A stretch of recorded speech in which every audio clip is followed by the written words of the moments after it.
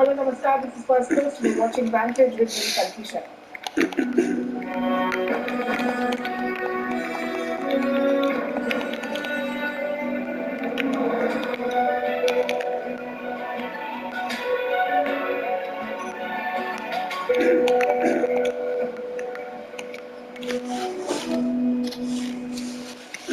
Day 13, it may sound like more of the same attacks, deaths, protests, but it's not the same.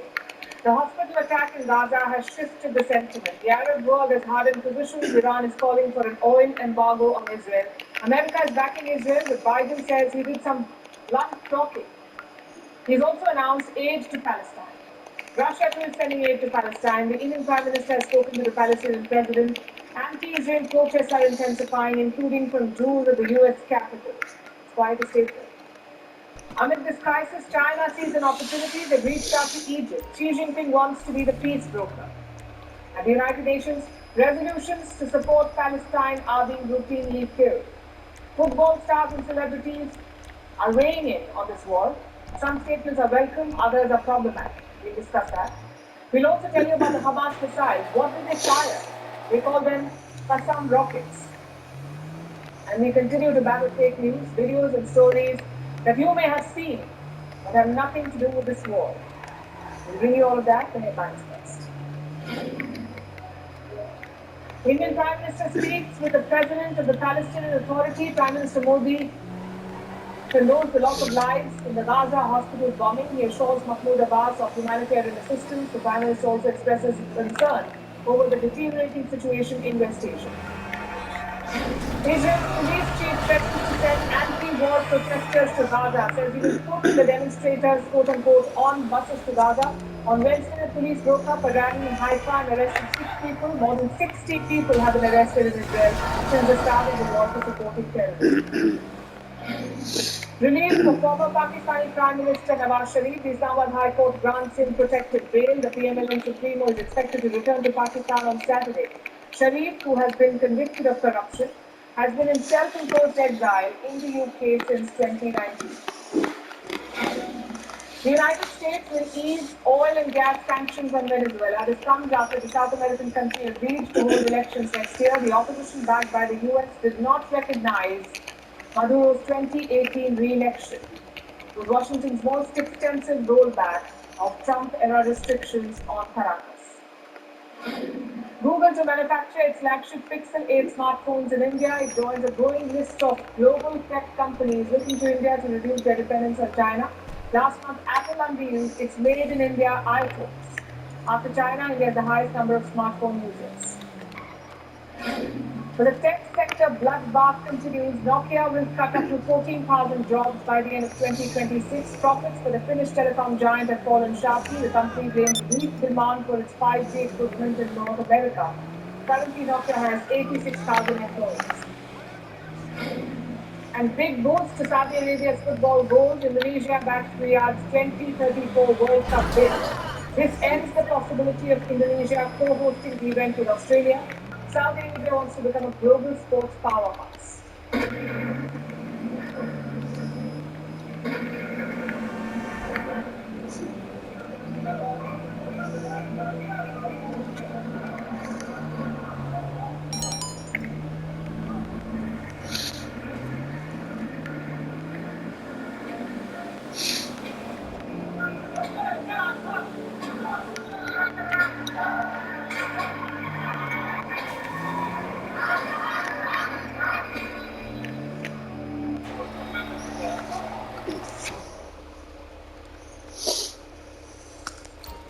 Day 13 has brought more escalation. As Joe Biden left Israel, the attacks on Gaza increased. Anger is now growing in the Arab world. They want a ceasefire, but Israel is not done yet. Let me show you pictures from Gaza this morning. Bombs going off one after the other, buildings falling like dominoes, and survivors desperately calling for help. One such strike was in Khan Yunis, it's a city in southern Gaza. It was supposed to be a safe zone, but earlier today a residential area was struck here. 13 people from the same family were killed. Makes you wonder, is anywhere safe? We came from Gaza City. They told us to come to the south. So we came to the south. We found that the strikes intensified in the south. We stayed in a house. In front of us there were strikes, and behind us strikes. There is no safety. There is nowhere safe in Gaza. You have to be ready to die and to just stay in your house. Another strike was near Rafah. That's the southernmost point in Gaza. Reports say Israel carried out an air raid there. At least 30 people were killed, 21 others were injured. The overall casualties keep rising. Let me show you the latest count. In Israel, around 1,400 people have died, plus 3,800 injured. Some of the dead are yet to be buried. Why? Because the bodies have not been identified.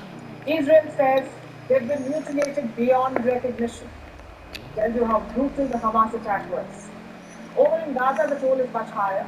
More than 3,400 Palestinians have been killed, around 12,000 injured. What's worse, many of them are children. Reports say 1/3 of the dead in Gaza are children. 1/3. That's more than 1,000 children killed in 13 days. To put that in context, more children have died in Gaza in these last 2 weeks than in Ukraine in more than 1 year. The Ukraine war began more than 600 days ago. Tell you how bad things are in Gaza. Hospitals too are packed with children. 20% of all the cases I've seen have been children. A lot of them have been like this, they've lost one or two parents.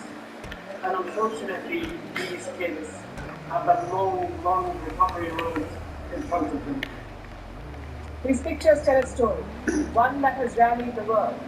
We told you about the street protests yesterday. They've continued overnight. In Istanbul, anti-Israel protests were held outside the US mission. Hundreds of people carried the Palestinian flag. The Israeli flag was burnt.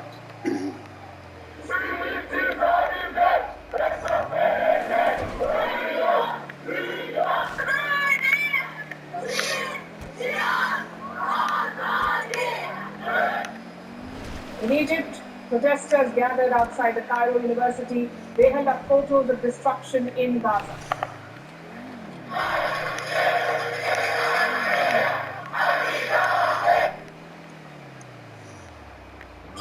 Zo eenvoudig en snel is de online reparatieservice van Festool.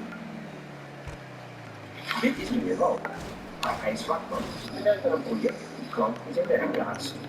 Maar opeens wordt de machine wat nu? Meneer Walker vreest dat zijn klant teleurgesteld zal worden en daarom op het kantoor niet zijn. Eén ding is zeker. De invalsnetzaak moet snel gerepareerd worden. Maar kost dat echt veel tijd en geld. Gelukkig weet hij dat Festool de online reparatieservice aanbiedt. Bij aankoop van de machine heeft meneer Walker op de Festool homepage een gratis My Festool account aangemaakt om zijn klantgegevens en services te beheren. Daar kan hij heel eenvoudig een reparatieopdracht aanleggen. Tijdens de minuten die uit de garageperiode aan de kleuter de hij vult het afval en reparatie. Begint te begeleiden tot de bed. En verpakt deze samen in het systeem. Ja, nee, ik weet het ook niet nou. Nog.